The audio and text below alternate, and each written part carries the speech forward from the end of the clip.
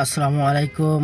তো আজকে আরেকটা বিষয় নিয়ে চলে আসলাম, সেটা হচ্ছে রাস্তার ভিতরে কিভাবে আপনার দোকানপাট বসাইছে এবং গাড়িগুলো এতভাবে এলোমেলো রাখছে যাতে করে আপনার 40 ফিট রাস্তা 10 ফিটে চলে আসছে।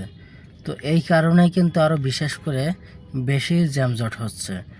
তো এটা পুলিশ প্রশাসন ভাই কোনো দায়িত্ব নিয়ে কোনো যে একটু কাজ করবে সেটা তো আমি দেখতেছি না।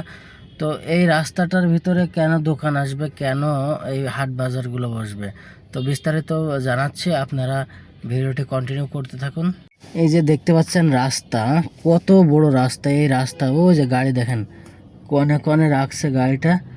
আর হচ্ছে এখানে আপনার ইয়ে কাপড়ের দোকান বসাইছে, সবজির দোকান বসাইছে, হ্যাঁ কত কি বসাইছে এখানে রাস্তার ভিতরে।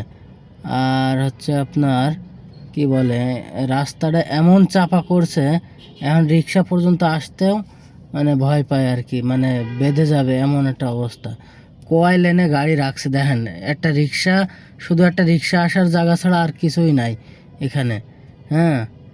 আর এদিকে মানে বিকেল হইলে দেখেন বলতে বলতে চলে আসছে তরকারিওয়ালা। এখন থেকে শুরু হবে সারাটা দিন, দেখবেন যেখানে তরকারির দোকান আর তরকারির দোকান। এই রাস্তা পুরোটাই বন্ধ করে দিবে। এদের যে অবস্থা দেখেন, একটা গাড়ি আসতে কীভাবে মনে হচ্ছে ভেঙে চুরে আসতেছে, ভিতরে ঢুকতে এত কষ্ট হচ্ছে তার। রাস্তায় কোনো জায়গায় নাই, হ্যাঁ কোনো রকম কোনো জায়গা নাই। তো এটাই হচ্ছে আমাদের বাংলাদেশ।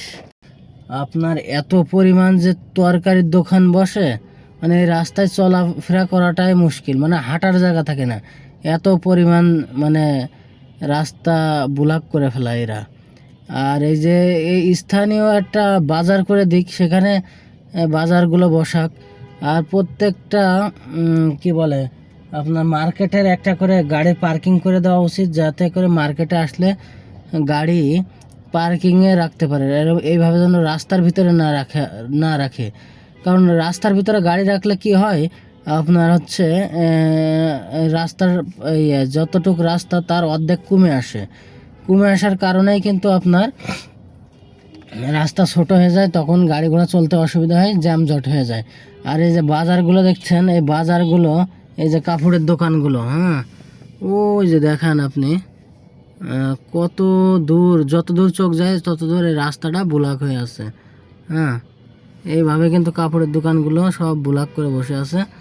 তো এদের জ্বালায় মনে করেন যে রাস্তাঘাটে চলাফেরা করাই মুশকিল, রাস্তা পুরো নষ্ট করে দেয়। ঢাকা শহরে প্রত্যেকটা জায়গায় পয়েন্টে পয়েন্টে আপনার এরকম কি বলে আপনার হচ্ছে অনিয়ম। এই অনিয়মের কারণে কিন্তু রাস্তাঘাটে আজ এত পরিমাণ জ্যামজট। আর এত পরিমাণ রিক্সা হয়েছে রাস্তার ভিতরে, এই রিক্সার কারণে মনে করেন যে রাস্তার ভিতরে চলা আরও মুশকিল। বড় গাড়ির চাইতে ছোট গাড়ির সংখ্যা হয়ে গেছে বেশি, এর কারণে জ্যামজট আরও হচ্ছে বেশি। তো আজ ভিডিওটা এ পর্যন্তই। ভিডিওটি ভালো লাগলে অবশ্যই লাইক কমেন্ট শেয়ার করবেন। আল্লাহ হাফেজ।